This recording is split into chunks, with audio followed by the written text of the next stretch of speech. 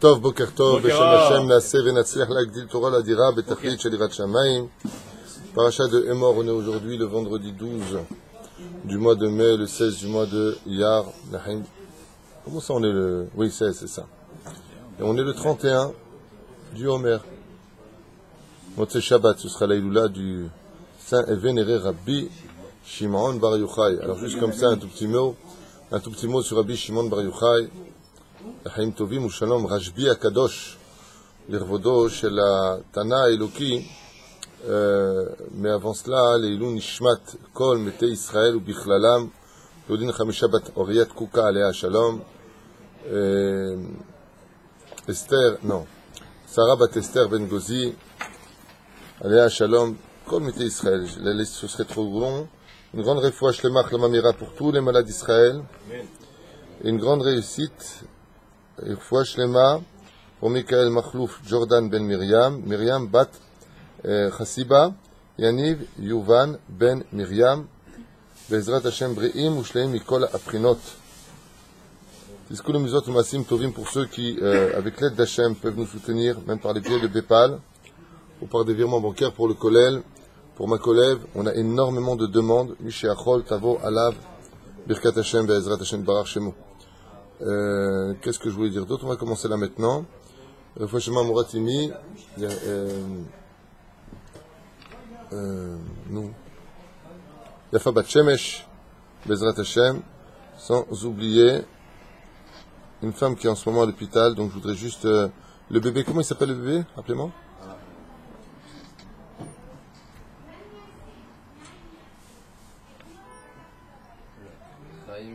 Chaim, Yoram ben Yosef ben Abraham, ben Tamar, Bezrat Hashem, Yishtabach Shemo La'ad. Top, Beseder Gamo. On est dans la paracha de Emor. Comme c'est marqué ici, à propos de la paracha de Emor, où il y a 63 mitzvot, une paracha qui comprend en elle-même plus de 10% rabotaille de toute la Torah. Paracha de Emor, où il y a toutes les fêtes juives. On va commencer par Shabbat et pour finir avec Sukkot, ou je ne me rappelle plus quelle fête exactement. En tout cas, on parle de toutes les fêtes juives. 24 mitzvot assez et 39 mitzvot l'ota assez dans la paracha de la semaine. Je vous conseille vivement de voir le Or HaChaim HaKadosh sur Vayomer Adonai el Moshe, Emor el HaKohanim bnei Aaron ve'amarta lehem lenefesh lo itama be'amav. À propos de ce verset-là, il pose une question qui va engendrer d'autres questions en disant comment se fait-il qu'il est marqué Vayomer Hashem el Moshe, Emor. Normalement, c'est Daber. Le mot Emor, ici, demande réflexion. Alors, beaucoup d'explications qui sont données sur cela, d'autres parshanim. Hein? Alors, pourquoi marquer Emor ve'amarta? C'est une question que pose le Or HaChaim HaKadosh. Je suis en train d'étudier ça hier soir et il dit Emor ve'amarta. Alors, il y a beaucoup de choses à faire, mais nous, on va rester dans les mitzvot, puisqu'on avait commencé avec les mitzvot des Kohanim. Je ne peux pas l'itakev. Juste comme ça, un petit chidouche pour nous. Basé Emor. Emor, en hébreu, veut dire tu diras. Emor, dis-leur. Plus exactement, El a Kohanim bene Aaron. On dit bene Aaron a Kohanim. Non, on dit Aaron et ses banav, c'est des Kohanim. Comme ça dit le Or HaChaim HaKadosh. Il y a un problème? Et la reine, étant donné qu'il y a ici un changement, ça demande réflexion. Ce changement qui demande réflexion, je vais dire ça en deux mots pour pouvoir retourner dans le monde des mitzvot qu'on a commencé hier. C'est que la Torah a voulu donner une importance capitale au srout, au mérite d'être Kohen. Savoir que d'être un Kohen, c'est pas stam. Le Kohen, même si on est tous shavim, il est le représentant du peuple d'Israël devant Hachem. Je vais m'expliquer clairement. Quand un président qui était un homme ordinaire devient président, il ne peut pas faire ce qu'il veut de sa vie. Parce que toute sa vie aujourd'hui est représentative du pays qu'il représente. C'est-à-dire que quand un président de la République met un doigt dans le nez en public, eh bien, aux yeux des autres, c'est tout le pays de la France. C'est tous les Français qui ont mis ce doigt dans le nez. Bizarrement. Quand, je me rappelle, Yitzhak Shamir avait dit en Espagne pour la réunion là, de l'Europe, ils leur ont dit, faut venir samedi. Il leur a répondu, désolé, Shabbat oblige. Et ils ont répondu quelque chose de bizarre, les nations du monde. Alors je répète, Yitzhak Shamir a refusé de participer à l'époque à une réunion de l'Europe parce que ça se passait Shabbat. Et on dit, mais vous plaisantez, vous êtes le principal sujet. Et il a répondu, désolé, Shabbat oblige. Et là, c'est incroyable, la réaction des représentants des nations. On dit, mais ils ne sont pas Shomer Shabbat tous en Israël. Yitzhak Shamir a su placer quelque chose d'essentiel. C'est un très bon président pour la simple bonne raison, c'est qu'il n'est pas mis en son nom. Peu importe que moi je suis Shomer Shabbat ou pas, je représente Israël. Quand un président va quelque part, il représente toute la nation. Ce qui fait que s'il prend quelque chose, c'est la nation qui est voleur. S'il parle mal, c'est la nation qui parle mal. Ainsi sont les Kohanim. Et d'où est-ce qu'on voit ça? On voit ça de la racine du mot émor, qui vient de la notion de it romemut. Romem, en hébreu, veut dire s'élever. Émor est la Kohanim, et non pas daber, et non pas Omer, et là émor. Même si c'est la même racine. Émor, ça fait une allusion à s'élever. Pour dire que le Kohen, il doit faire très attention de constamment s'élever. Parce qu'il est regardé et observé de façon différente par le Créateur du monde. Il est distingué parce qu'il ne peut pas épouser ceux que ses frères juifs, qui eux ne sont pas Israël, et qui ne sont pas, Kohanim, peuvent épouser. Un Kohen qui divorce de sa femme ne peut plus la reprendre. Ce qui, oui, est une mitzvah pour un Israël, c'est-à-dire celui qui n'est pas Kohen. S'il divorce de sa femme et qu'il la reprend, la mitzvah est encore plus grande que de s'être marié. Mais un Kohen, il n'a pas cette mitzvah-là. Pourquoi? Bien parce qu'il est distingué des autres. Il est proche d'Hachem. Vous savez, très bizarrement, il y a deux Tanaïm extraordinaires. Quand tu prononces le nom de l'un, tu as tout le monde qui a le sourire. Quand tu prononces le nom de l'autre, tout le monde fait la tronche. Vous avez remarqué?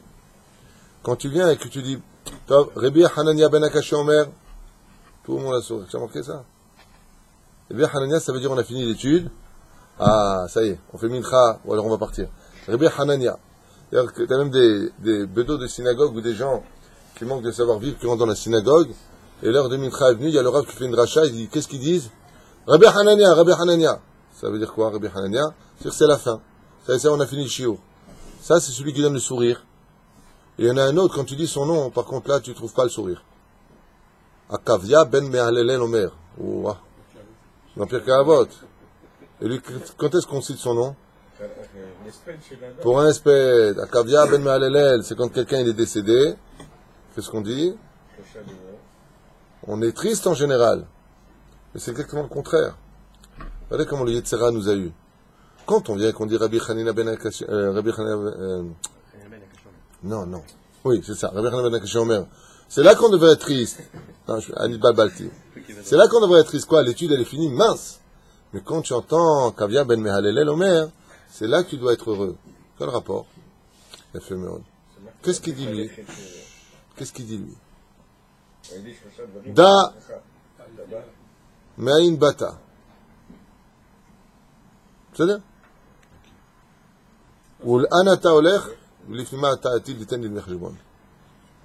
Alors, Da Me'ain Bata, sache d'où tu viens. Tu n'étais rien. Ah. Da Me'ain Bata. Sache d'où tu viens. Et où tu vas? Et devant qui tu vas te tenir pour donner des comptes. Juste avant, qu'est-ce qu'il y a marqué? Aïn roa, ozen shomaat, bechol maasecha besefer nichtavim. La Mishnah nous dit, tu es observé, tu es écouté, et chacune de tes actions est marquée dans un livre. Chers amis, si je venais vous dire que dans toutes les rues où vous allez, il y a, comment on appelle ce petit avion là qui vole dans les airs là? Oui, Rafan, mais en français. Un drone. Si comme ça, vous avez, partout où vous allez, un drone qui vous filme. Mais partout. Partout. Dans les moindres détails.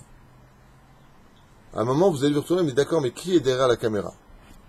Et à ce moment-là, je vous dis, celui qui est derrière la caméra et qui vous regarde, c'est Bibi Netanyahou avec le chef d'état-major, le Sar HaOtzar, le Sar HaBitachon, le Sar HaPnim, Bekitsour, tout le gouvernement israélien est derrière l'écran 24 heures sur 24 en train de te regarder. Vous vous sentez mal ou vous vous sentez honoré? Honoré. Tout le monde vous dira, la première réaction, au bout d'un moment, c'est quand même un peu fatigant.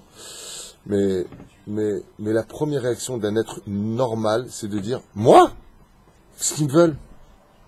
C'est-à-dire que tu es en train de dire que tout l'état-major, tout le gouvernement me regarde à moi? C'est ce qu'ils disaient Chachamim. Tu te rends compte? Aïn Roa. Mais qui c'est qui te regarde derrière l'écran? Pas Bibi Netanyahou, Kadosh Baruch Hu. Le roi des rois, c'est lui qui te regarde. Qui t'écoute? Imaginez que vous avez quelqu'un qui dit n'importe quoi, il est un peu fou, il est un peu bête. Est-ce que tu vas te déplacer pour écouter ce qu'il va dire? Ou tu regardes de loin, tu ne le connais pas spécialement. Tu regardes de loin, tu connais en connaissance. Tu vas venir jusqu'à lui, venir l'écouter. Sachez que Hachem, Shtabar Shemon Lahad, pour chaque juif, et peu importe qui il est, et peu importe ce qu'il fait, il vient et il l'écoute. Ozen Shomat, tu te rends compte, Yitzhak, quand tu parles, t'es pas n'importe qui. D'abord, t'es pas n'importe qui parce que t'es Cohen, mais t'es pas n'importe qui parce que Akadosh Baruch Hu Boré Olam, chaque personne qui a existé dans ce monde, il le regarde et il l'écoute. Kalva Homer de Kalva Homer qui? Le Cohen. Voilà pourquoi Akadosh Baruch Hu dit est mort et la Kohanim. Béné Aaron. Aaron, avant qu'il était Cohen, il était quoi? Il était Lévi. Mais un Lévi, c'est en dessous Cohen. Il y a Cohen, il y a Lévi. La preuve, on est qui sert qui? C'est le Cohen qui sert Lévi ou c'est Lévi qui sert Cohen? C'est Lévi qui sert Cohen. Alors il dit, est mort et la Kohanim. La Torah, elle a voulu donner un prestige, quelque chose de magnifique au Cohen. Le Cohen, elle vient nous dire à tous, hey, si chaque juif est important, sachez que le Cohen, c'est pas n'importe qui. C'est pour ça qu'une personne ne doit pas voir ses parachutes comme étant quelque chose de fatigant. Ah, on peut pas faire ça, j'ai pas demandé d'être Cohen. Oh! On te nomme Premier ministre, demande à Valls ce qu'il en pense. On te nomme Premier ministre. Tu sais ce que c'est d'être Premier ministre? Un Cohen, vis-à-vis d'Hachem, c'est un Premier ministre. Qui c'est qui peut représenter le gouvernement et le peuple quand il va voir le président? C'est le Premier ministre.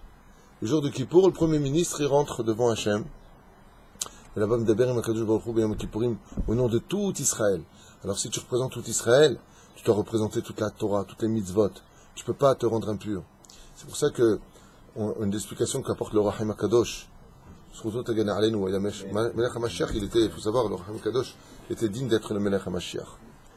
Il a tout simplement dit quelque chose de fantastique. Il dit que, étant donné qu'on est en face d'Hachem, qu'on rentre l'ifnaï bilfnim, on rentre devant Hachem, l'ifnaï bilfnim, et que chaque personne qui est créée à l'image de Dieu. Il y a le tselem Elohim, il y a l'étincelle d'Hachem sur chaque visage. Pas que Dieu il a un nez, une bouche, des yeux, non. Mais il y a le tselem Elohim. Quand une personne décède, le tselem Elohim il part de lui. Donc il dit comment est-ce que le Kohen il se présente devant Hachem et après il va avoir un tselem qui n'a pas de gdusha d'Akadosh Baruch Hu. La reine ou mistakel ou le yored darga. Je ne peux pas voir le visage d'un roi et après avoir le visage d'un mort. C'est pas possible. Le Kohen il se préserve de ça pour que ses yeux ne soient dans le système de la vie et pas de la mort. C'est Péroucha d'abord. Que le Or Chaim explique de façon beaucoup plus profonde que ce que je viens de dire, et page après page.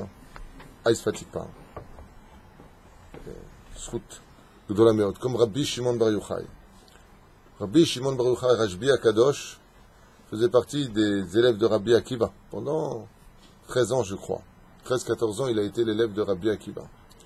Alors lui, il a une particularité, ce grand sadique, qui se différencie complètement des autres sadikim, puisqu'il n'existe pas une autre Iloula au monde. Je ne sais pas si vous êtes au courant, mais sachez qu'il n'existe pas une autre Iloula au monde comme celle de Rashbi Akadosh. Il n'y a pas. À Ouman, on peut arriver à 40 000 personnes. C'est pas rien. 40 000 personnes. Mais attention, c'est plusieurs jours. Et on prie, on va au mikvé. Chez Rashbi, on parle de 300 000 personnes. On parle d'une ville, d'une région d'Israël qui est totalement mobilisée. On parle de la police partout à droite et à gauche. On ne peut pas voyager, on ne peut rien faire. Des gens sont installés dans la forêt. une semaine avant pour avoir une place et une chance de venir là-bas. Avec des toilettes, des caravanes. J'étais là-bas avant-hier. Tu vois des caravanes, des caravanes de location pour dormir. Avec Mazgan et tout. Mais combien de camions il y avait? On prépare la Iloula de ce grand sadique, Rajbi Akadosh. Alors en quoi lui s'est différencié des autres? En quoi lui s'est différencié des autres? Il a fait une telle misséroute nefesh de sa vie, Rajbi, comme c'est marqué, vous trouverez l'histoire de Rajbi, enfin son récit principal dans Masechet Shabbat, Lag Baomer, Lag, retenez-le, Lamed Gimel, de Masechet Shabbat, là-bas on parle de Rajbi. Le fait qu'il est sorti de la Mera, et sorti de la grotte et tout ça. Magnifique. La X-Man, il a brûlé... Ah, ça plaisante pas. Il a brûlé un mec parce qu'il a brûlé la terre. Il lui a dit Bitul Torah. Il y en a qui disent que c'est Rabbi Eleazar, il y en a qui disent que c'est Rajbi. Il y en a qui disent comme ça, il y en a qui disent comme ça. Alors juste qu'on retienne Rajbi, il avait quelque chose d'unique. Parce que je retournais dans la paracha.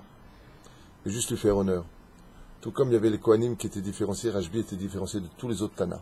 Hatana Eluki Rabbi Shimon Bar Yochai. La Gemara dans Masechet Ta'anit nous dit qu'il y a des clés qui n'ont pas été données dans les mains de l'homme. Et pourtant, on a vu que Elia, on a vu Zachour Letov, il a eu la clé de la vie, il a eu la clé de la pluie. Alors comment tu dis que? Il dit oui. Mais quand il avait la clé d'une des choses que Dieu n'a pas données à l'homme, il est obligé de rendre l'autre. Ce qui fait que pour avoir la vie, ou pour avoir la pluie, il était obligé de rendre une des clés à Hachem. C'est là. Oh. Rabbi Shimon Bar Yochai, c'est le seul de l'humanité qui possédait les 3 clés sur lui. Et il ne les a pas rendues à Dieu. Je ne sais pas si vous comprenez ce que je vous dis. Rabbi Shimon Bar Yochai, quand la Gemara nous dit la Parnassa n'a pas été donnée dans les mains de l'homme, c'est Dieu qui décide, la clé de la Parnassa était dans les mains de Rabbi Shimon Bar Yochai. Il pouvait rendre riche qui il voulait et rendre pauvre qui il voulait. La clé de Triat Hametim, la résurrection des morts, c'est pas dans les mains de l'homme. Rabbi Shimon Bar Yochai faisait vivre qui il voulait et faisait mourir qui il voulait. Triat Hametim, tu te rends compte? Il lève les morts. Les clés de la vie, d'avoir un enfant, c'est Dieu qui décide. Rabbi Shimon Bar Yochai décidait qui a un enfant, qui n'a pas d'enfant. Il avait, comme tu dirais, la carte d'Hachem passe-partout.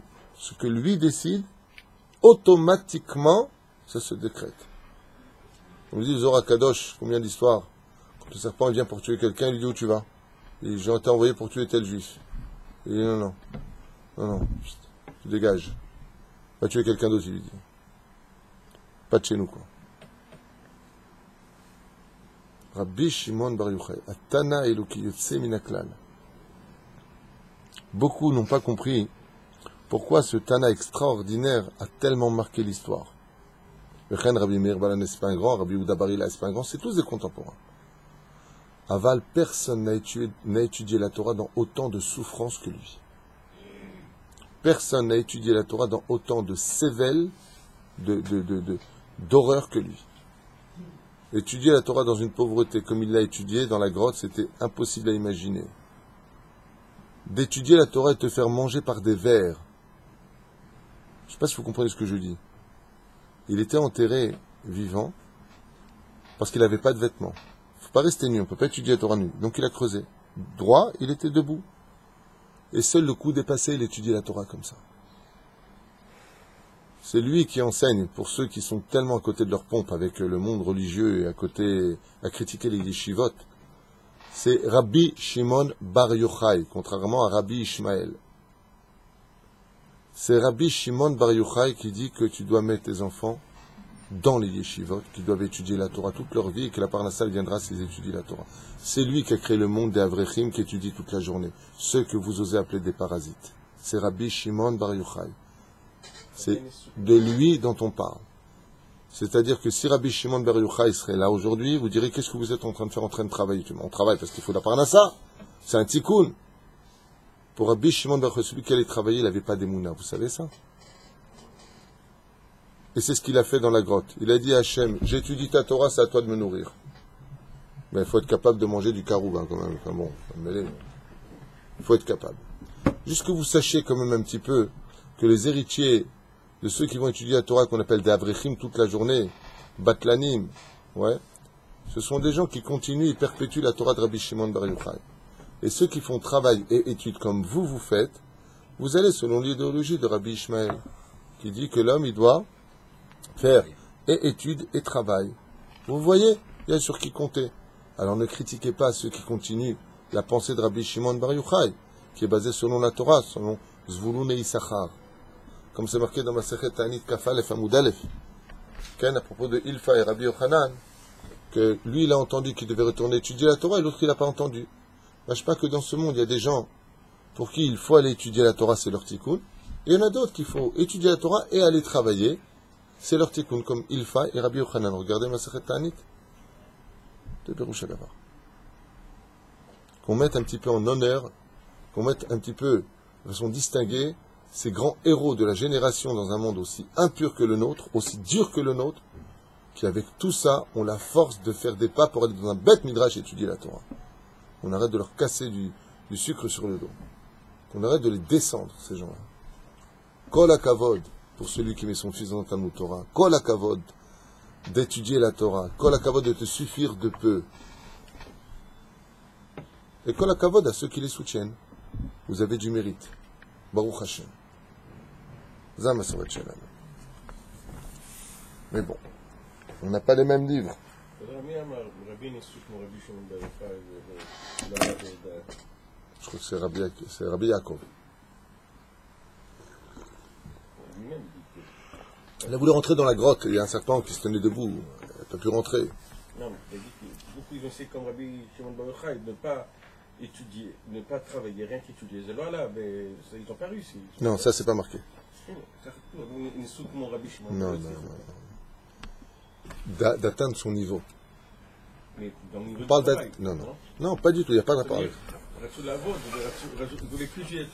Il faut savoir une chose, travailler, c'est une mitzvah, cher ami.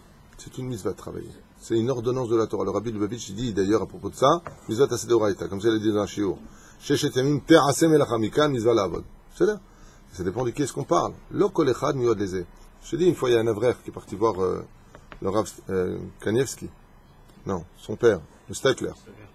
Et il était Avrer, et sa femme voulait qu'il travaille l'après-midi et qu'il étudie le matin. Lui, il étudiait toute la journée. Et la proposition de travail, c'était de travailler dans la boutique de son beau-père qui était vendeur de vêtements. Il vendait des costumes. Et quand ils sont partis voir le Rav Stepler, il leur a dit non, moi je vais étudier la Torah et tout ça, et tout ça. Le Stepler lui a dit quelque chose d'incroyable. Il lui a dit, jeune homme, qui t'a pas dit que ton tikkun à toi c'est d'habiller les gens? Malbi Sharomi. Il a dit, j'ai pas compris. Il lui a dit, qui t'a dit que t'es pas venu dans ce monde pour habiller les gens? Il lui a dit, Oufren, tu étudies le matin, tu vas travailler l'après-midi. T'as un tikkun à faire dans cette boutique. Faut être Rav Stepler pour voir une chose pareille. Moi, je suis pas capable. Donc, chacun avec son domaine. Et il y en a d'autres, comme Rabbi Eliezer, par exemple, qui avait tous les moyens de travailler toute la journée. Chashka nefsho baTorah. Son âme ne voulait qu'étudier la Torah. Alors il est parti étudier la Torah, il est devenu Rabbi Eliezer. C'est pour le travail, c'est l'onachon. Tu sais combien je connais de personnes qui ont laissé leur travail, qui sont rentrées étudier la Torah? Tu sais combien je connais moi personnellement de gens comme ça? Ça a été très dur, ils ont hypothéqué leur maison, tout ce que tu veux. Avalayom, Mgdolim. Il y en a qui s'appelle Rav Zerbib. Il vit à Yerushalayim Tibanevit, il connaît. Aujourd'hui, il a 83 ans, 84 ans, il doit avoir. Très grand chirurgien, cardiologue. Très grand chirurgien. Hazar Vitchouva Shlema, il a laissé tomber la médecine, il est venu en Israël, rentré en Yeshiva, il s'est enfermé pendant 14 ans. J'ai rencontré une fois chez le Rav Ron Shaya. J'étais à ces Yeshiva comme ça, j'étais passé voir le Rav Ron Shaya à l'époque. Et je le rencontre. Oh, Rav Zerbi, Macham Kevodo. Je lui dis, vous n'avez pas les boules quand même d'avoir laissé la médecine, le prestige, le nom. Il me dit, ma, Hazve Shalom. Il me dit, avant, j'opérais des cœurs, maintenant, j'opère la Torah. Maintenant, il me dit, je décortique la Torah. Et la Torah, c'est le plus grand cœur qu'on puisse trouver sur Terre. S'il était resté grand chirurgien, je sais pas qui, je sais pas quoi, qu'est-ce qu'il aurait laissé sur Terre? Il aurait sauvé des vies, c'est bien. Et il en faut, heureusement qu'il y en a. Alors aujourd'hui, le Rav Zerbib, il a laissé un nom sur Terre, il a travaillé à Hachem, le Melamed Torah, à son âge. Ish Kadosh Meod. Un grand personnage chez monsieur. Nous, c'est ça. Il vivra après sa mort. Donne-moi le nom d'un très très grand chirurgien américain du cœur, s'il te plaît. Donnez-moi un nom d'un grand chirurgien qui a sauvé 100 vies. Allez, John Wayne. Non, ça c'est un cowboy. Et toi, ça te fait rire. Donnez-moi, s'il vous plaît, monsieur Lévy, donnez-moi un nom d'un grand chirurgien américain. Cardiologue. Qui? Bernard et Bianca. Voilà.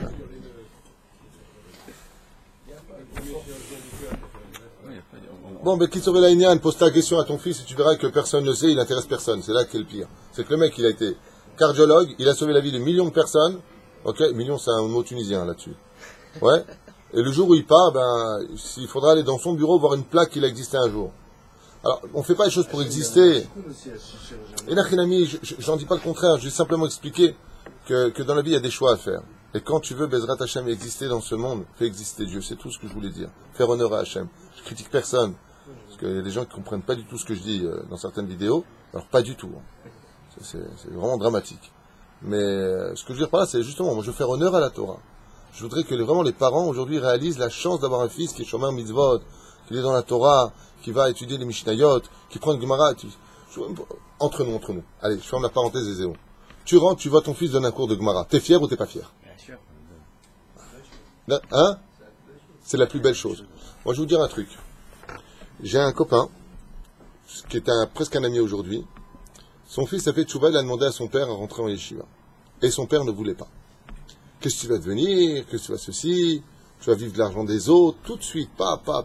Alors qu'on sait très bien, comme le dit le Rambam, qu'il est interdit de vivre de la tzedaka des gens. Seulement, c'est pas une tzedaka, c'est le Zvouloun et Issachar. Je peux pas étudier, je te soutiens. C'est un travail de soutenir avec de l'argent. Je parle pas de ceux qui ont des boutiques et qui ramassent de l'argent comme ça professionnellement toute la journée. Ces gens-là, il ferait mieux d'aller travailler. C'est pas d'eux dont je parle. Vous savez? Il y a des gens, je peux vous dire la vérité, qui avaient ils avaient du travail. Aujourd'hui, ils ramassent de l'argent parce que Elam Kloum Bachaim. Ils te le disent. Donc on ne peut pas juger. Chacun est assez machurotse. Aval, il faut arrêter de venir juger. Aval Stam, il peut vivre et vivre de tzedaka, c'est assour. C'est un chilou lachem. Il faut le savoir. Et lui, ce pote, il a eu son fils qui a voulu rentrer absolument en yeshiva. Il a voulu rentrer en yeshiva et son père, pas du tout d'accord. Il faut que tu apprennes un métier. Tu vas pas devenir un truc comme ça, quoi, tu vas pas faire l'armée en Israël. Et voilà que 3 ans et demi plus tard, après 3 ans de yeshiva, le rav de la synagogue n'est pas là. C'est le père qui me raconte. Hein. Le père n'est pas là. Et tout le monde se retourne vers son fils, donc qui est jeune, qui a le chapeau, qui est habillé en... Bon, quand tu vois un jeune qui a le chapeau et qui a une chemise, c'est qu'il étudie la Torah. Il me raconte comme ça que tout le monde lui dit, les gamins, bon, le rav il n'est pas là, fais une dracha, monte, entre Mincha et Arvit le vendredi soir. Et il dit non. Alors le père regarde comme ça, il dit, oh, je ne fais pas les yeshiva pour rien, moi que tu me serves à quelque chose. Vachement bien le père. Ah vas-y, monte. Que tu fais quoi dans ta yeshiva? Dans ta yeshiva. Il monte. Et il fait une dracha sur la paracha de la semaine. Son père m'a raconté, il avait les larmes aux yeux. À un tel point que quand son fils est descendu de la teva, que tout le monde était presque sur le point d'applaudir, le père, il s'est levé devant lui. Pendant une seconde, j'ai pas réalisé que c'était mon fils qui avait parlé. Je tremblais. Qu'est-ce que c'est? Et comme ça, je te parle à table. Et comme ça, je mets alzel. Alors le fils, il lui a posé une très belle question. Ce petit sadique. Vous savez ce qu'il lui a dit? Papa, si j'avais eu mes examens les plus élevés de l'école laïque, t'aurais eu autant de larmes? Il l'a embrassé sur le front et lui a dit, pardon. L'âme, elle a réagi. L'âme, elle a... Wow. Le drame de cette histoire, c'est que le venin de constamment critiquer à table le monde des rabbinim, le monde des religieux, je vous parle de quelque chose de vrai. Je vous parle d'une vraie histoire. Le fait de dire à les rabbinim, de toute façon les religieux, de toute façon les trucs, regarde les informations, regarde les médias, comment ils font la pluie et le beau temps. Ouais. Que ce jeune homme, à l'âge de ses 17 ans et demi, tellement il a entendu de choses à la maison qui n'allaient pas, et la sœur qui marche un peu dénudée, et patati patata, et les mots mal élevés, et Shmirat Shabbat comme je m'appelle André, qu'il est retombé. Il est retombé aujourd'hui, en lo yoter kippa. Il a plus de kippa. Il lui a dit son père, c'est pas sympa. J'ai rencontré son père il y a une semaine. Mina Shamaim. Pourquoi je vous parle de ça? Parce que c'est récent. Et il m'a dit, mon plus grand sa'a, mon plus grand malheur, c'est que j'avais un fils dans la Torah et que j'ai mis trop longtemps pour comprendre la valeur de la Torah. Je dis alors, il me dit, qu'est-ce que je pleure? Et tout ça, c'est ma faute. Quand il faisait des drachot, j'écoutais pas. Quand il voulait parler, on se moquait. Tu sais comment il dit Tserara. De toute façon, vous les religieux, sa sœur lui disait, t'inquiète pas, je vais travailler, je vais te soutenir. Et des pics, et des pics, et des pics. Pas pour lui dire, je suis fier de toi. Non, pas de fier. Rien que tu casses, et tu casses, et tu casses. Et ben les résultats ont été... ils ont atteint leur but, Kol HaKavod. Je lui dis, tu vois, aujourd'hui le petit, il a plus de kippote, plus de kippa, il fait même plus Shabbat. Non, Yarad. Pourquoi? Ben, tu sais, l'éducation, c'est la famille, mon fils. L'éducation, c'est la maison. Quand on respecte pas, voilà ce qui se passe. Je connais une autre personne qui s'appelle Stéphane, je donne juste son nom en français. Ouais. Ses parents sont chiloni. Lui, il a fait une vraie teshuva. Quand il rentrait à la maison, sa mère, elle lui donnait tout le kavod. Son père, pas un mot sur les religieux. Il dit, écoute, je sais pas ce que tu dis, l'Agmara, machin truc chouette. Il lui a dit, je sais pas ce que ça fait. Aval, il lui a dit, papa, regarde, faudrait qu'on mange chalak. La maison est devenue chalak. On n'allume plus la télévision Shabbat. On n'allume plus la télévision Shabbat. Quand il vient, il y a du kavod. Son père, il lui dit, tu veux faire un Dartora, là? Tu veux faire ton truc? Il lui dit. Quand il parle, chut, mon fils, il fait un Dartora, Rabota et taisez-vous. Des chilonim, qui se moquent toute la journée, des blagues et des machins. Aujourd'hui, leur fils, grâce à Dieu, c'est un grand Torah. Faites attention, quand vous avez le sroud d'avoir des enfants dans la Torah, de ne pas vous moquer d'eux, de ne pas rigoler. Il y en a, il fait un mariage, le pauvre. Il est Bahou Yeshiva. Il a 20 ans, il fait un mariage séparé, les hommes et les femmes séparés. Et je vous en supplie, mais je réverbère ou là je dors au thé. Le mec, il est orthodoxe. Du côté de la famille, tu vas pas faire séparer quand même. Pourquoi il y a marqué ici quoi? Chiloni? Il y a marqué ici Gehinam? C'est quelqu'un qui porte le chapeau. C'est que... Anashim Shugaim. Les invités, ils lui disent, à séparer, ah non, non. Alors, faut se justifier. Faut se justifier. Mais je deviens... Et qui dit ça? Les gens qui aiment la Torah. Les gens sont devenus fous. Au lieu de dire quoi, tu fais séparer, Kol HaKavod. Je viens. Faut t'encourager. Les gens deviennent fous. Mais les Tunisiens, on s'en sort toujours avec ce genre de réflexion. Parce que chez nous, c'est toujours la même phrase. Imataba, Baruch haba, ve'imloba, umlaraha. Quand tu fais comme la Torah, elle te demande, je crois, il te demande, comme c'est marqué dans la fin du 5e volume de Mishnah Brura, à la fin, que même l'état, il faut faire attention qu'elle soit séparée. Ouais. Tu fais comme... L'arfetzrem, il dit, il faut influencer les gens dans ce domaine, surtout dans notre génération. Notre génération d'être dénudés, mais on ne se rend pas compte de la gravité des choses. Un homme et une femme qui dansent ensemble. Qu'est-ce qu'il y a eu de mal? Il n'a pas violé, il n'a pas touché. Zéissou chamour meod. Zéissou chamour meod. Seulement on ne se rend pas compte. Alors quand tu ne te rends pas compte d'une chose, laisse au moins ceux qui savent t'aider. Non. Non seulement tu ne les laisses pas t'aider, mais tu les critiques et tu les menaces. Miprinati mlaraha. C'est péché d'entendre des choses pareilles. C'est honteux. Il y a juste à l'époque, quand moi j'étais petit, je ne parle pas de ma grand-mère, mon arrière-grand-mère, les dinosaures. On avait du kavod. Ah, il est religieux. Ah, il faut respecter. Aujourd'hui, tu es religieux, tu ne vois pas le religieux que tu es. Qui tu es toi, Bichlal? Qui tu es toi, Bichlal, pour critiquer le monde de la Torah? Les Péroucha d'Avar. Et le drame de notre histoire, c'est que ce sont des représentants, des fois, de la Torah, qui eux-mêmes viennent cracher sur ceux qui étudient la Torah. Je ne sais pas ce qu'ils étudient, ces gens-là. Qu'est-ce que tu as à donner?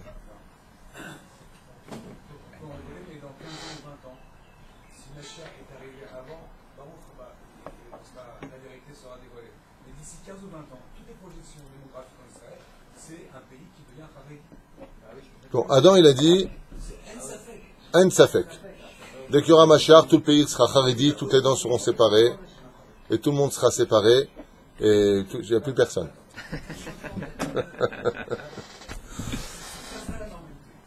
D'accord, Adam.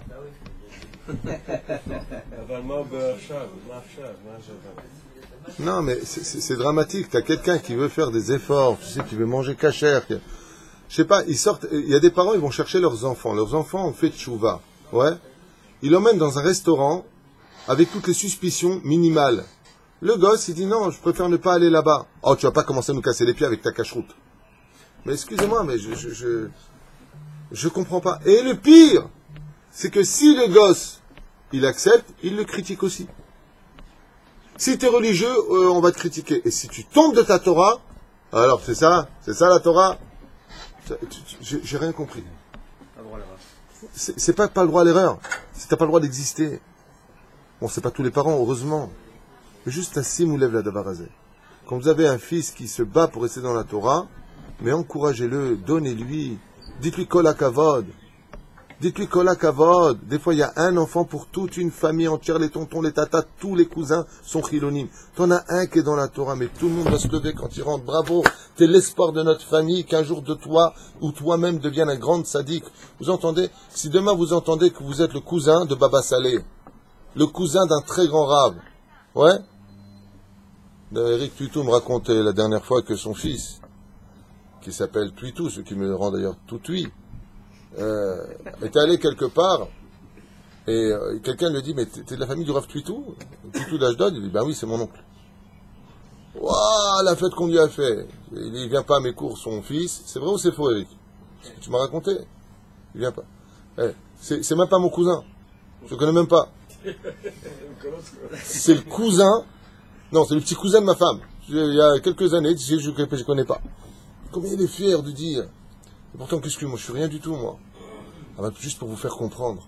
Combien on est fier de dire, moi, je suis le cousin du Rav Intel, ou Maurice qui me dit que mon frère du Rav, comment? David Benichou, grand ami Tracham, Bémet, Torah, Chaval Alazman, qui était polytechnicien et qui a laissé tomber un très très haut poste pour devenir Rav aujourd'hui, il enseigne à Pavé, la Torah. Et bientôt, si Dieu veut, en Israël, avec tout le peuple. Bezrat Hashem, Zeperoucha Davar. On est fier de dire. On est fier. Pourquoi tu es fier? Ah, et quand il a quitté Polytechnique, comment tu disais, à l'époque, comment ils disaient les gens? Quoi, tu vas laisser ça pourquoi? Pour la Torah? Et aujourd'hui, ils sont tous en train de lui lécher les mains. Lama, quand il s'assoit, il y a 400 personnes à Pavé. Les Edrashot Yafot, les Etam Yafé. Combien il a d'enfants Bliaïnara? 10 enfants, tous dans la Torah. Tous, quand ils rentrent, ils se lèvent, ils embrassent la main, tous polis, tous Talmidei Chachamim. C'est pas bien, ça? Vous n'aimeriez pas, vous, avoir ça? Que d'avoir un fils, papa, je vais aller là, donne-moi les clés de la voiture. Avec qui tu vas? Ouais, je vais avec une copine, t'aimes pas. T'as pas 100 shekels, là? Qu'est-ce que vous préférez? Qu'est-ce que vous préférez? Alors, si vous préférez l'autre, conduisez-vous comme il faut.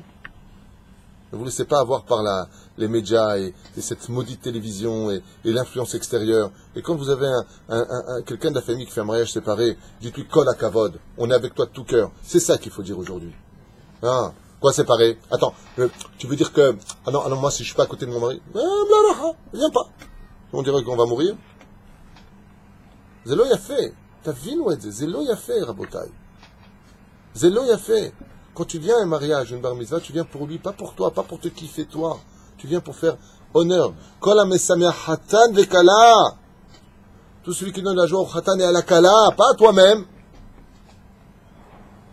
Tu viens pas te faire kiffer toi, tu viens faire kiffer l'autre. Mais le monde est à l'envers. Omeret. Lechabed et Kohanim. On est arrivé dans la mitzvah. Non, pardon. 2 secondes. Voilà. Donc, Isha Grusha, une femme divorcée, le Kohen n'a pas le droit de l'épouser. Chez lo Issa Kohen Isha, chez Nidgarsha Mibaala, ben min Aharusin ou ben min Anesuin, comme l'un ou comme l'autre, il est assourd. Ma'atam, chez Nidbayer le mitzvat, il expliquera plus tard. Il dit comme ça, Rivet Noegeb Bechoanim, Skarim, Bechol Makom, Bechol Zman. Ok. À partir du moment où une femme a eu son guet, même de son propre mari, il ne pourra plus l'épouser, malheureusement, comme ça s'est passé une fois, lo Aleinu velo Alechem, d'un Cohen qui a divorcé de sa femme après 10 ans parce qu'elle n'arrivait pas à avoir d'enfant. Tout le monde connaît cette histoire, hein, mais je la fais pour ceux qui ne la connaissent pas. Vous la voulez? Marc, il la veut, cette histoire? Hein? Elle a dit oui. Bon, elle a dit oui, c'est bon.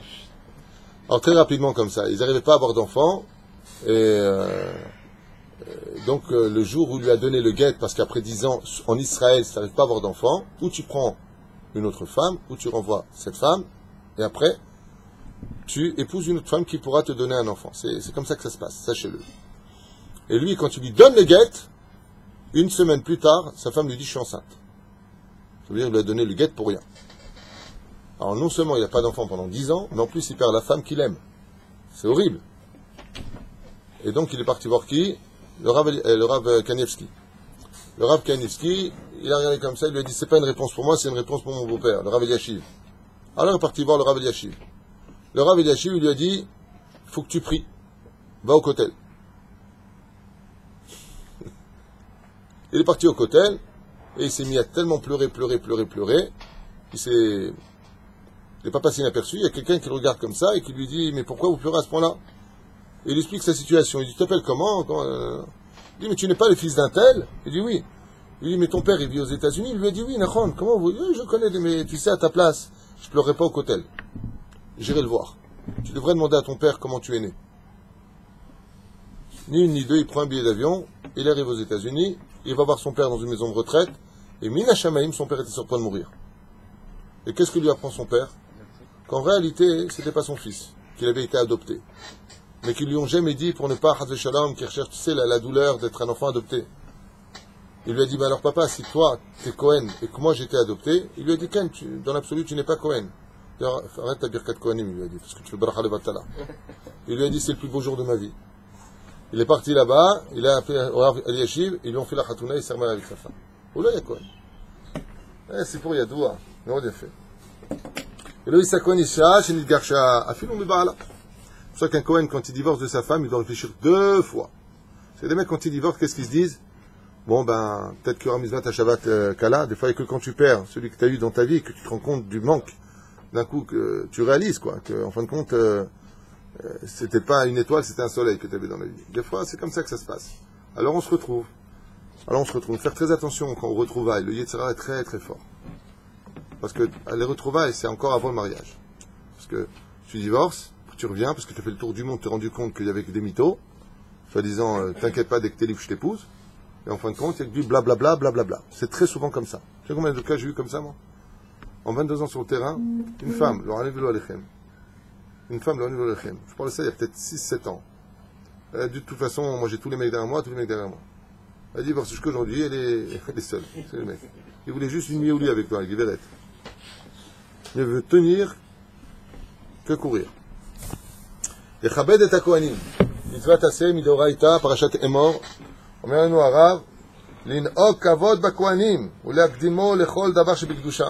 Alors d'un côté, il faut savoir une chose. Un rave qui a des élèves n'a pas le droit d'empêcher ses élèves de le servir. Comme ça, c'est marqué une forache. Lama, qui monnaie à même chesed. Un rave qui a des élèves n'a pas le droit d'empêcher ses élèves de lui apporter le manteau, de lui servir un café. Asur lola sotedze. Lama, ou mevatel mitzvat gunut chasadim. Vem skoukim les ils ont besoin. Pourquoi? Gadol shimusho shel harav yoter mitamut Torah. Plus grand de servir son rave que d'étudier la Torah. Aval un Kohen, est-ce qu'on peut lui demander à lui de faire un café? Est-ce qu'on peut demander à un Kohen quelque chose? Yesh inyan shel lechabed et Kohen. Sauf si son rave Ken. Qu'est-ce qu'il a dit? Si on a un... Ah ouais, non, c'est... faut le payer avant tout le monde. Faut avoir un officier Cohen pour pouvoir faire ça. Et si le Rav, il insiste pour faire un café à son élève, son beau-frère. Alors, c'est ce qui s'est passé. J'étais avec le Rav Shlomo Amar et le Rav Shenin, il y a 3 jours, je ne sais pas exactement. Donc, on était à la table des Rabbanim. Moi, je voulais être avec mes copains, mais j'ai pas pu. Donc, ils m'ont assis à la table des Rabbanim avec la Rabbanut Arashi. Et il y avait le Rav Shenin à côté, qui est un peu comme mon père ici dans la ville spirituelle. Et il y avait le Rav Shlomo Amar, avec qui j'ai pu m'entretenir, grâce à Dieu, sur pas mal de sujets. Un Rav vraiment très naturel, très sympathique. Tu sais, quand tu as été grand rabbin d'Israël, tu es grand rabbin de Jérusalem, tu as le côté un peu de sans parler tout, non? Un peu, non, pas du tout. Tu as un grand-père à côté de toi, rempli de Torah et de sagesse, et tout le monde vient lui casser les pieds. Il n'a pas pu manger son poisson. À peine il met la fourchette dedans, God arabe. J'ai un God arabe. Il repose sa fourchette. À un moment, je dis, non, dis, rien, chez, Ken, Baruch Haba, pourquoi je vous parle de ça? Parce que j'étais avec le Rav Shenin et je viens pour lui servir à boire. Je lui ai demandé qu'est-ce qu'il veut boire. Il m'a dit tout ce que tu veux, mais diète. Si je comprends la situation, je suis concerné par le problème. Alors je viens pour le servir et le Rav Shenin me prend la bouteille avec le Rav Shlomo Amar. Il dit non, Chaz Hashem, que toi tu nous serves. Je dis oh. Maintenant, j'ai ressorti un truc. Le Rav Shenin m'a regardé comme ça. Je pense que le Rav Shenin il ressemble beaucoup à Balatania. Admour Azaken, physiquement, il se ressemble beaucoup au niveau du visage. Le Rav Shenin, le grand rabbin d'Ashdod, et le Balatania. Et je viens pour le servir. Il me dit, Chaz v'shalom, Gvod Arav, il me sert à moi. Bon, j'aime bien le côté manique. Et Gvod Arav, je ne vois pas qui je suis, moi. Alors je sers. Les gens racontent du Kvod Arav. Avraham Avinu, il a servi des Arabes. Moi, je ne peux pas servir des tzadikim. Il m'a regardé comme ça, il m'a dit, mais c'est pas des Arabes, c'est des anges. Je lui ai dit, mais il ne le savait pas au début. Quand il a couru, Avraham Harabakar, il ne savait pas que c'était des anges. Après qu'il se soit dévoilé, c'était des anges. Donc c'est un Kal Vachomer. Alors il n'était pas très satisfait de la réponse. Je lui ai dit, c'est Asvarad Rabban Shimon Ben Gamiel. Quand il a servi ses invités, c'est lui qui l'a dit. Il m'a dit, ah là, ça va, serment. Ce que j'ai dit, moi, c'est Avraham Avinu, ce pilgam que j'ai sorti, c'est pas de moi, c'est Rabban Shimon Ben Gamiel, qui était le prince de la Torah, et qui a servi la Hebra Kadisha. Quand on est venu manger chez lui, il les a servis. Il dit, Kvod Arav, vous êtes le prince de la Torah, c'est nous qui nous servons. Il a dit, Avraham, il a servi des Arabes. Moi, je ne peux pas servir des Tzadikim. Les moyens. Ah,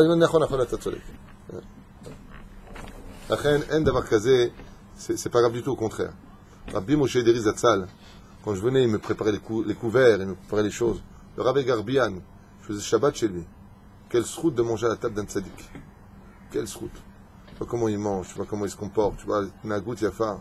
Et en fin de compte, tu vois que ce sont des gens qui sont humbles, qui sont naturels. C'est pas, attention, je mange, je suis extraterrestre, je pop, pop, pop. Naturel. À peine tu finis ton verre, tu vois, le Rav, il prend, hop, il te remplit le verre. Alors je lui dis, Kvod Arav, il m'a dit, laisse-moi faire des mitzvot, tu peux me laisser? Je dis, bon, d'accord. À part les glaçons là-bas au bout de la tête. Un Tunisien, c'est très dangereux de lui dire, laisse-moi faire des mitzvot, parce qu'il va te laisser faire beaucoup de mitzvot à la fin. Là, on a une question. Est-ce qu'on a l'obligation de respecter autant un Rav qu'un Kohen Chinoni qu'un Kohen Dati? Ken, on doit le respecter, mais c'est pas la même chose. Ça veut dire qu'on ne donnera pas la primauté à un Kohen Chiloni de faire le Kiddush ou de faire le Motzi Lechem s'il est Chiloni. Aval de l'autre côté, il faut savoir qu'il a un gène en lui. Vous n'avez pas besoin de moi, tout le monde peut voir sur Internet si vous avez... tout le monde est au courant de ça, que Béhémet, scientifiquement et médicalement parlant, il y a un gène dans le sang des Kohanim qui se trouve nulle part ailleurs. C'est prouvé, hein, ce que je dis. Vous pouvez le trouver sur certains sites, pour ceux qui ont leurs yeux dans ces écrans-là. De quoi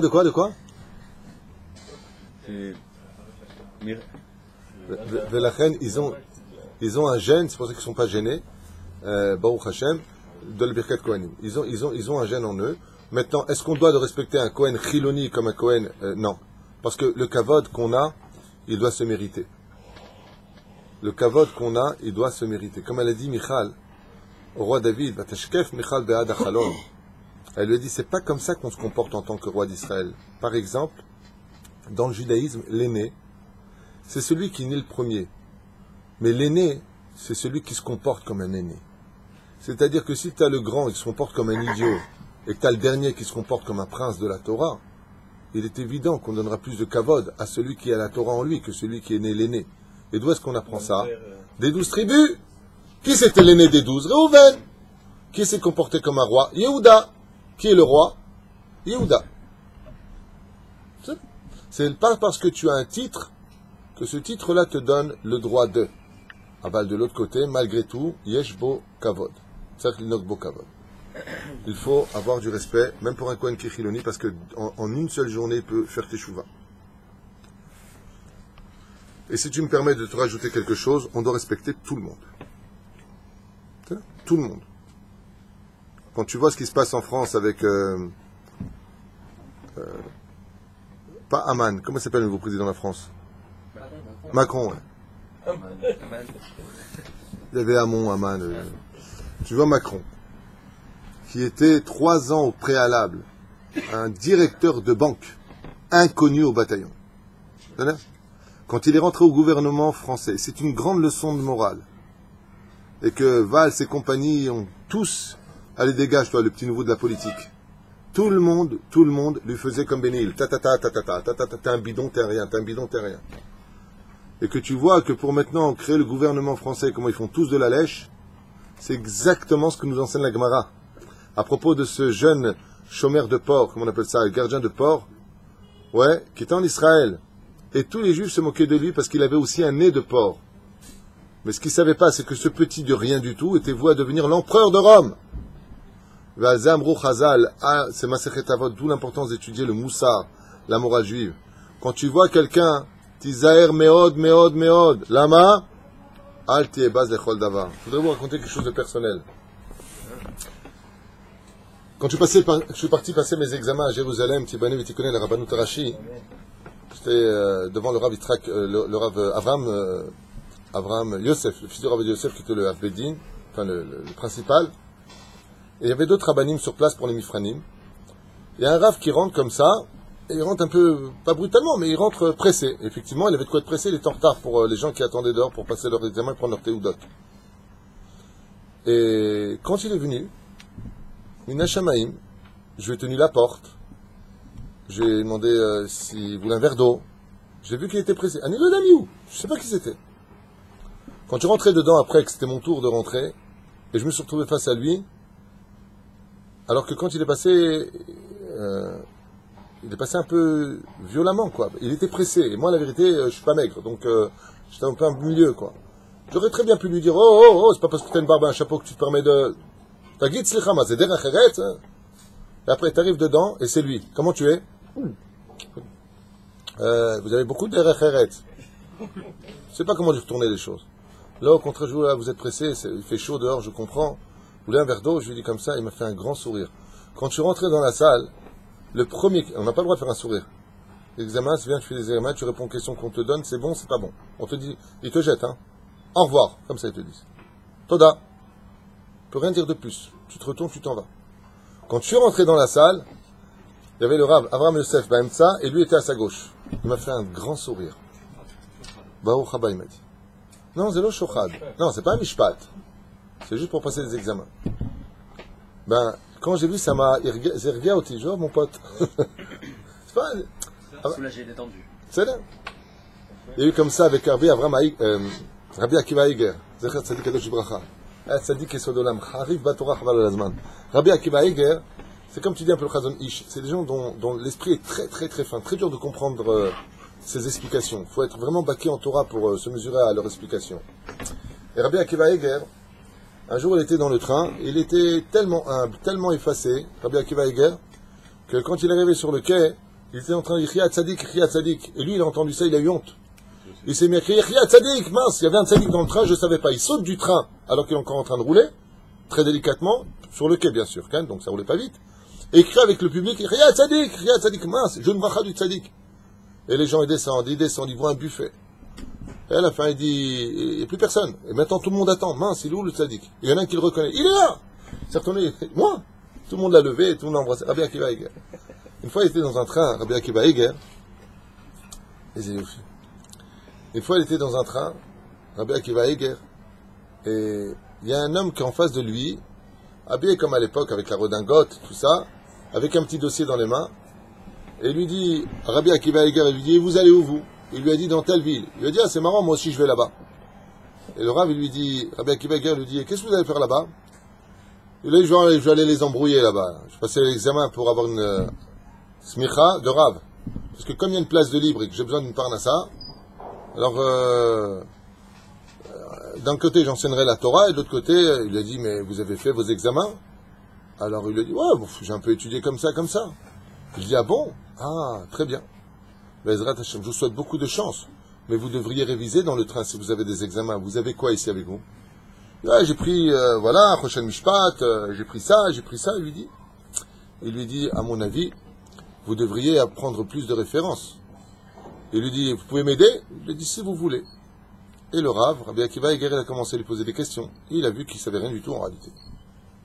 Il avait quelques bonnes années d'yeshiva, Vézéou. Alors pendant tout le trajet des 8 heures qu'il les emmenait vers la ville, sans s'interrompre, Rabbi Akiva Eiger lui a enseigné énormément de choses. Un truc de fou. Il lui a dit non, la Gemara ne dit pas comme ça, tu as mal étudié, regarde Tosfot. Ah, regarde comme ça, regarde comme ça, regarde comme ça. Et ils étaient contents. Ils sont arrivés au quai, ils descendent. Le lendemain, lui, il prend une auberge et il va à la Rabbanout. Là-bas, il arrive, et qui trouve en face de lui que Av Beddin pour passer la smicha? Rabbi Akiva Eiger. Et il est comme ça. J'étais avec le Gdolador, Rabbi Akiva Eiger. C'est lui qui m'a parlé. Et il a dit, Rabbi Akiva Eiger, il n'a pas dit un mot. Il lui a dit, au Dayan d'à côté, il lui a dit, Kevudo Ish'al. Et toutes les questions qu'il lui a posées le Dayan d'à côté, c'était ce que lui avait enseigné Rabbi Akiva Eiger, plus des Tosafot. Quand il a répondu à l'examen, il lui a dit, Gvodarav, de côté. Pourquoi on m'avait pas dit que c'était vous, l'Avbeddin de la ville? Et il lui a dit, Vechen, ça aurait changé quelque chose. Miani ou Mani, lui a dit. Avbeddin, Akiva, Rabbi Akiva Eger. Afar va faire. Il lui a dit, quand je t'ai vu comme un fils dans un train. Comme un fils qui n'avait pas compris la valeur de la Torah. Alors en 8 heures, je t'ai appris toute la valeur de la Torah. C'est marqué dans le livre là-bas qu'il y a ça, Tamid Chacham Gadol, des 8 heures avec Rabbi Akiva Eger. En 8 heures, Rabbi Akiva Eger a fait de lui un Tamid Chacham. Comme ça c'est marqué. Il y a ça, Baki Batorah. Et moi je l'ai vécu avec Rabbi Moshe Ederi. Rabbi Moshe Ederi, il m'a pris 2 heures en études. Je vous parle, je ne savais pas lire, je ne connaissais rien du tout. En 2 heures de temps, il m'a appris la valeur du judaïsme et à lire en hébreu. Alors que je n'ai jamais réussi à lire en hébreu. Quand un tzaddik qui te prend en main, c'est une autoroute qui trace. Là, tu t'écoutes chez la tzaddik. Là, t'es à côté d'un tzaddik, tu dis un vrai tzaddik, hein? Pas un mytho tzaddik, un vrai tzaddik. C'est ratz. Lechabed et Kohanim, comme il est marqué là-bas, l'in'ok kavod Kohanim l'akdimo lechol davar shebikdusha. Il lui préparer son netilat yadayim. Qui prépare le netilat yadayim? C'est les Lévim. Sinon, les Bechorim, les aînés. La Torah Rishon, Evarech Rishon, le Kabel Mana Yafa Rishon. Comment on appelle ça les Chabed Otam? Alors, d'abord et avant tout, Netilat Yadayim, d'abord eux. Motzi Lechem, d'abord eux. On sert quelqu'un, d'abord le Kohen. Toujours le Kohen. Même quand il y a un couple, si la femme de servir son mari ou le Kohen. Oh, non. Non. Si vous recevez un Kohen à la maison et que votre femme vous sert, la femme d'abord sert son mari. Mais comme le mari il connaît la Torah, il connaît le valeur du Kohen, il dira à sa femme, sert le Kohen. Mais d'abord le mari. C'est après au mari d'avoir le savoir-vivre. Comme par exemple, il arrive comme ça, quand il y avait mon beau-père, que Dieu repose son âme, je dis ça au début à la femme ne voulait pas, mais c'est ce que je faisais. Quand elle me servait moi en premier, je dis non, d'abord sers ton père. Non, d'abord je te sers. Après, elle servait son père parce que je lui demandais. C'est à moi de dire sers ton père. Elle ne peut pas servir son père si moi je suis là. Je la sourd. D'abord tu sers ton mari. Après tu sers ton père. Mais celui qui a du savoir-vivre, il ne met pas sa femme entre le marteau et l'enclume. Il dit à sa femme, sers ton père. Honore ton père. C'est là.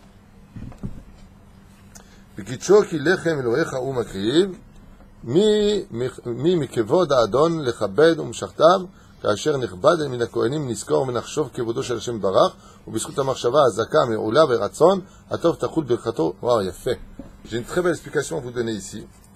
Magnifique explication. Ceux qui veulent l'entendre, ouvrez grand vos oreilles. Il donne ici un terme extraordinaire, même si on n'a pas besoin d'explication, ça fait toujours du bien de l'entendre. Pourquoi il y a lieu de d'honorer les Kohanim? Alors, regardez ce qu'il dit ici. Ki mikvoda adon lechabed mishachtav. Car il est du devoir, bien entendu, déjà pour nous, d'honorer le serviteur du roi des rois.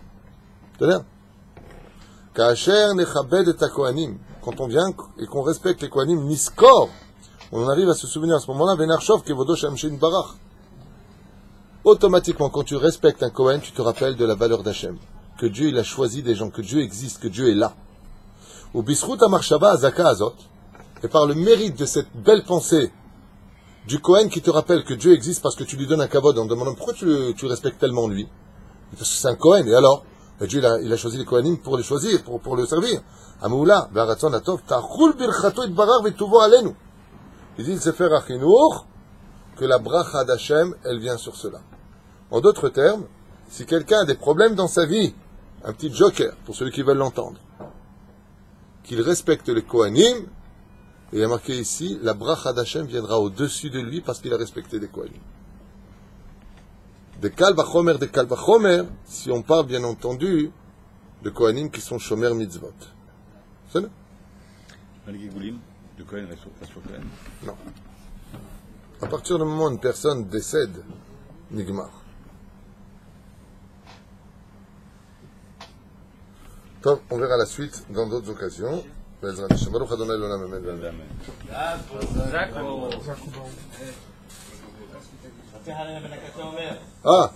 Ah, le sourire.